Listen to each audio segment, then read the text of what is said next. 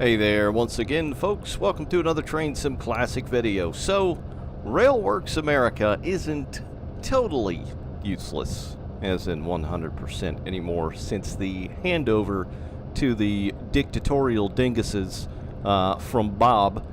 There are still some nice things hosted on there. Nothing against the people that host things on there, more so just the, I'm going to do air quotes, management, or so they call themselves. We've got a new PA, and it is hosted on Railworks America. I will link it down below underneath the description if you want to go and check it out. But you are going to need the locomotive on the right, which is of course the New York Central Alco PA, which came with the Boston Albany route. You are going to need that to be able to use this.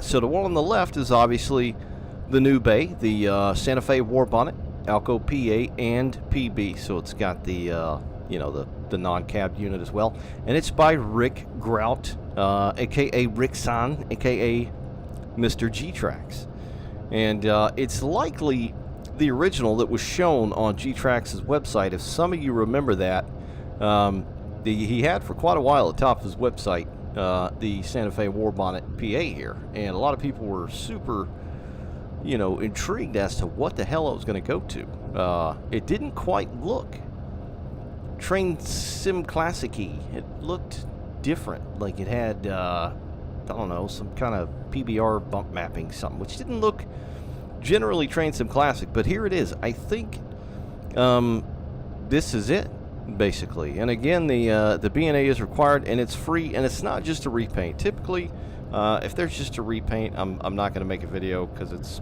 probably not really worth you guys' time, you know, that like to tune in, you know, just to look at a repaint, although there are tons of great repaints out there. There were several things that were added to this as well, which of course we'll go and take a look at. So, a little itty bitty bit about the PAs. I'm not really going to go over the PA. I did more so in the Boston Albany video. If you'd like to go and check that out, I cover the PA more Wikipedia in depth than here. But the Santa Fe PAs were used in chief services primarily, which were just coach car, or they called them chair cars at the time, and it was just a single level coach car. For the most part, they also ran other services like the Golden Gate service, San Diego, and etc. So they were used primarily passenger. That's what the P stood for, was passenger. Whenever you saw these in the three truck, or the 3-axle variant per truck, that was passenger. The biaxle variant was the other one that was just freight primarily. But the PA was built to haul passenger trains, built in Schenectady, New York, between a Alco and GE kind of partnership for these things. They built them between 1946 and 1953, and they almost built 300 total, shy of about 300 there. It, of course, had the Alco 244 V16 4-stroke turbocharged diesel, 2,000 horsepower per unit, and they put down about 51,000 pounds of tractic effort, and I think ATSF had, so they had different orders. The PA1s, I think they had about 28, and in the B, which is the cabless variant on the back there, they had almost half of that, about 16, and they numbered from 51 to 62, and then 70 through 73. And what's interesting about these, and there's one that's being restored as we speak. If I'm not mistaken, I haven't really been paying attention to it much lately, but they were some of the last running PAs in the States, and 4 of them were sold to the Delaware and Hudson, which they kind of retained the paint or the bonnet scheme, and they just painted it blue basically on the nose and changed a few things here and there.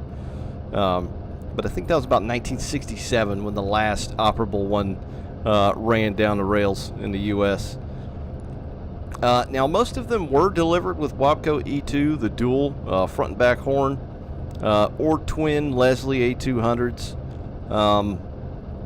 Santa Fe changed them over the years, so they were as delivered with the Wabcos, of course, but some ended up getting the M5, the Nathan M5, and then there was another crazy one like the S5TR, I think, which they got in like the early 60s before they were kind of just, you know, crapped out and gone all the way. But there's several things you'll notice right off the bat. So the one on the right, the New York Central, the one that came with the Boston Albany route, which again you'll need to be able to utilize this. It's got a cover on the pilot down there that covers up the knuckle, hoses, stuff like that. I don't know if the Santa Fe does as well. I don't remember what the keybind is, and I'm kind of too lazy to go in and look. But you can see by default it's covered on the New York Central one. To the left, the Santa Fe one, it is not. You can see them poking out there. It of course has the lower headlight down on the nose here, which this one does not. You can see here this has got standard, kind of standard old number boards and plates, whereas this one they opted to put it on the top, which is kind of funky and fairly interesting, as well as the marker lights. So the marker lights are totally different. There's these kind of exterior housing bits on the cheeks there, whereas this one did not. They were just kind of recessed in the cheeks themselves. There's probably a few other things I'm not noticing right off the bat, but that's about it. There's a couple other little bits like these things here. I'm not sure what those are, but I don't see them prominent down here unless they're just like in some sort of different position. And this thing, it looks like a small table. I don't know what that is. If you guys know what that is, please let me know in the comments, as usual, or if you saw something I totally whiffed over, as I like to do. I don't know what the hell that is. Is that something to do with radio equipment or something like that? I know not. It's an interesting thing. Now, combing over photos of these, there were several variants of whatever the hell that is. Some were a little bit bigger, with the thicker stand arms, and there were just a couple variants. Whatever the hell that is, I honestly do not know what that is. But overall, it should look largely the same, aside from that, with a few key things here and there. But overall, the livery looks pretty nice. Again, this is a very decent model, in my eyes anyway, compared to a lot of the stuff we get on the Steam store thereabouts presently. The model itself looks okay. The trucks, I really enjoyed the trucks and the modeling of the trucks down here. I just wish there was a bit more kind of weathering and, old rusty type look on there overall, but they look pretty decent. They do look pretty decent. I like the wheels as well, the color of the wheels, and it's not just over the top, crazy shine on the bit that rubs along the rail there. They look appropriate. There is a little bit of weathering along the bottom there, as you can see, down along there as well. It's not the most finely detailed stuff, but man, I'll tell you, if this, like I said, I think it's a decent model. If this had like a really deep kind of 4K res texture onto it, this would be a very hot tamale right here. Something else I totally just gleaned over, there are MU ports as well in the nose of this thing, as they did have the Santa Fe variant. This one does not have them, so that's different as well. So it's not just a paint. There's a lot of things going on here. But the livery itself looks pretty good. Of course, it's bonnet, Santa Fe bonnet. Very iconical and classical. It's not the sharpest thing in the world as far as the lettering, but they don't look too jaggy. It's, it's slightly low res. The color could be a bit richer. Of course, on the side where it was more of like a reflective, if you caught the angle of the sun right in the side of the silver bit here, you could definitely burn some anthills with it. So yeah, but it's train sim. That's very limited with that kind of texturing, I think, with a reflective or mirrored surface.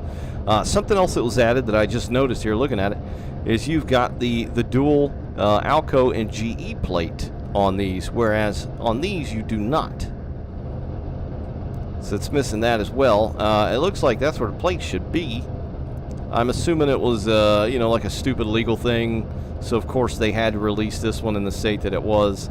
And then this is essentially freeware, so they don't have to do that. You can see the number boards on the side, which were unique to the Fe as well. And the numbers look good. The font looks pretty correct, but again, it's just, you know, some muddiness here and there. It's a little easier to see the overall texturing and paint on the lighter colored Fay unit, but the modeling itself looks okay, like these vents and the grab irons and, you know, the actual detailing and the nuts and bolts and things like that. Just little things that really stand out, just, you know, hearkening back to stuff like Smokebox or Searchlight Simulations or, you know, Diesel Workshop as of late. You know, the model itself is okay. Now, this one did have a lot of glaring issues, you know, when the B&A route came out. So we're going to see if any of that has been corrected with this thing here. We're going to hop in just a minute. But some of the things that do stand out that don't look that great, for starters, is the coupler. It doesn't even look complete. Something looks funky there. I don't know. Maybe it is. It's just, I think the color of it's throwing me off. It just looks very Play-Doh-y. There's just this huge void in here in the pilot where there's like nothing going on. The cables themselves actually look okay. You know, and the housings as well, and the fittings at the top and bottom. But this weathering is still, you know, a lot to be desired. But you can't, you know, you can't really sit here and bitch about this, because this thing is free, right? I mean, of course you need this, but it's free. If this were paid, you know, I probably wouldn't be painting it in such a favorable light as much. You know, the headlights could definitely use some better looking headlights. That just looks like a flat, you know, texture on there, not like an actual separate kind of glass thing. Little bits like that. Horn model looks okay. This number board thing is interesting. There's some weird stuff going on with the mapping or whatever the hell with these grab irons, as you can see here. I don't know the super cool technical terms for shit like that. And then you'll see some weird stuff like this here underneath the horn. I don't know if somehow the part of the horn that you paint or texture on, you know, gets onto the roof or whatever. But it could use some sharper lines, man. If somebody did like a 4K in this sumbitch, like legit, it'd look very spicy. I mean, it looks good as is, but you know, some very favorable artists that do really nice paints could really make this thing look like a hot baked potato. Yeah, very nice. Got the Chief symbol on there. That would be nice if it was sharpened up a bit as well. Santa Fe looks good. It looks like the proper spot coloring looks nice. You've actually got the black stripes dividing the silver and the red and yellow. That's the B unit. I don't expect much to be changed there as well. They roughly look the same. Now, some of the top on this does not look that great. That's just not good. That's what that is. I don't know what else to say about that. That's kind of striations on there that just, it's like a repetitive thing. Doesn't look the best. I mean, the model overall is a nice model. I mean, these little vents and stuff down here look good, but then there's also this weird kind of shadow thing going on in that little bit right there. You know, then we got the see-through bit here on the fan shroud. You know, somebody, you know, really talented in the paint and texture department got a hold of this thing, it could really look damn good. But it's, you know, it's free. It's and it's Santa Fe. So let's hop in here. All right, it's still very like purpley pink violet looking in here. I'm not a fan. Yeah, it just looks like it's very strange. The color overall, still, you know, it doesn't look like anything was really done interior wise. It looks like the gap is, so there's a gap down there. I swear the gap in the New York Central one was like right here on the A-pillar. Matter of fact, let's go ahead and hop in that one real quick. No, it's the same. I swear it was this bit here, not that. Ah, well, it's still there. That's, you know, stuff like that. It's very glaringly obvious, you know. You can see the outside.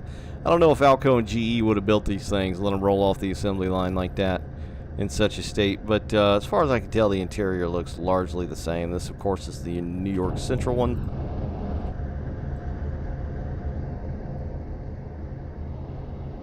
Yeah, it's pretty samey on the inside. None of these switches back here work. I think there's one or two you can touch. Got class lights. Damn it. They're being funky. Green. There we go. In the red. Damn it. I said red. There we go. Yeah, so those seem to be in working order. We'll leave them on the green. The verde. Yeah, none of these other switches really do anything. Alright, so it's still got the really agitating advanced brake script. In fact, it's doing something really strange right now, so I'm not hooked up to a consist. I'm holding the brake release down, and it's making that machine gun click noise. That's weird. I have a consist set up there, a fairly heavy one at that. We'll take a look at it here in just a minute. Yeah, matter of fact, let's just go ahead and hop in that one. All right. Yes, you got me. These things did not pull freight. Very good. They did not. I'm sure they did. You know, although I've seen no evidence of it or any photos or anything like that that they actually did pull revenue freight. They did pull, you know, fast mail in secondary trains, like something to the Grand Canyon, you know, little things like that. But it was predominantly you know, fast passenger trains. But being that we don't really have any good coaches to pair with it, and plus I like freight better, I put some freight cars on it. So there you go. Go ahead and hop in. She's bobbing and weaving. Alright, so I do have a fairly heavy train. I've only got 3 units on here. So it's definitely got the advanced braking doohickey. Let's see if the power selector handle's still a pain in the ass. Indeed it is. There's no fluidity to its movement here. You know, and being that it only does one or off, it should work a little smoother than that. I remember that ticking me off about the New York Central variant. Alright, we're rolling back, so let's try and give it some more air.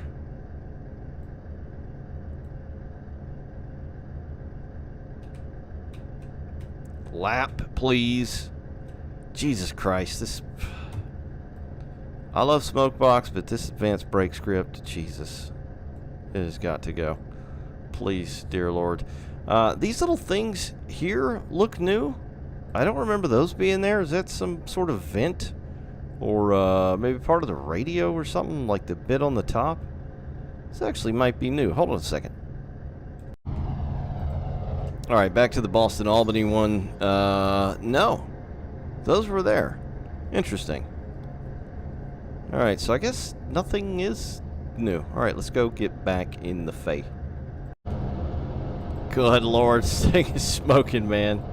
It's a bit overkill. Something else I noticed about the Boston Albany one is the rear unit seems to do this kind of weird oily look. It's always the rear unit for me. Let me know if you guys have experienced that as well. None of the other ones look like that. It's just that rear one always does that for some reason. That is certainly some smoke. Alright. So we got the just want to see if anything sounds or feels different here. So it's back in the power selection. 1, throw the reverser forward. Indy on. I think this little deal opens. Yeah, it's the window, so that still opens. Oh, and it's got like a Mars light as well, or whatever the hell they called it. So there's your front dim. You know, not the best looking headlight color in the world, but at least it's not DTM. So, there's that. Do the front bright. And there's the wiggle waggle, which is pretty neat. I mean, some better looking colors on these things would immensely help this unit out as well, about the overall look. Alright, so we'll leave that on forward. Give her some notches. Go ahead and wipe off the brake. Yeah, it's doing that irritating shit too. I'm trying to release. That's what that clickety-clack is. Will it not let me release the brake? Alright, so I was able to do it manually with a control, with a mouse. That's new. I haven't experienced that before. 2 more notches will wipe off the Indy. Those not very good air brake sounds.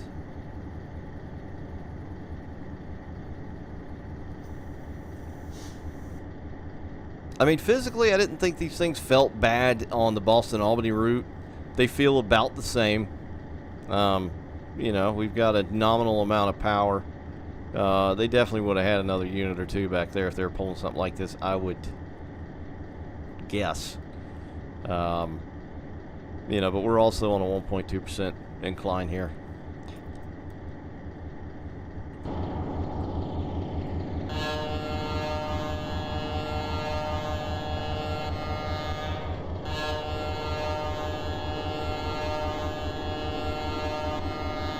That is the horn.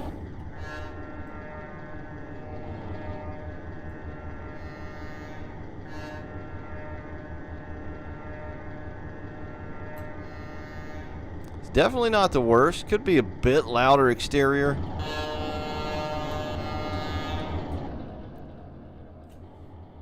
Yeah, you can't. I'm pressing it right now. You can't even hear it. Holding it down. Let's see when it pops in. I'm just currently holding it down.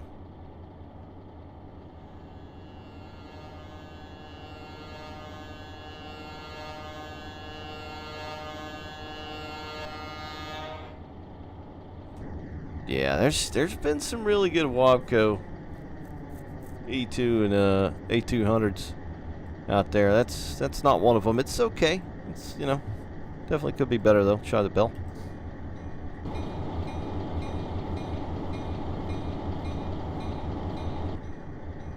Samey.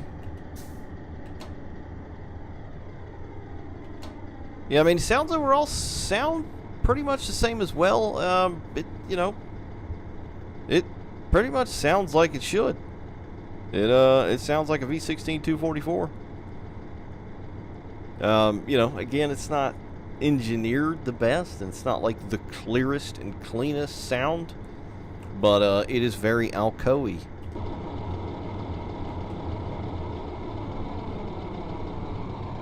That smoke, man. Good Lord. But that is about it for the Santa Fe Warbonneted ALCO PA and PB from G-trax, which you can go pick up now for free, as long as, granted, you have the Boston Albany, and it's a simple RWP file. You drop it in, you're done. But that's it, guys. Thanks for watching. I'll see you next time.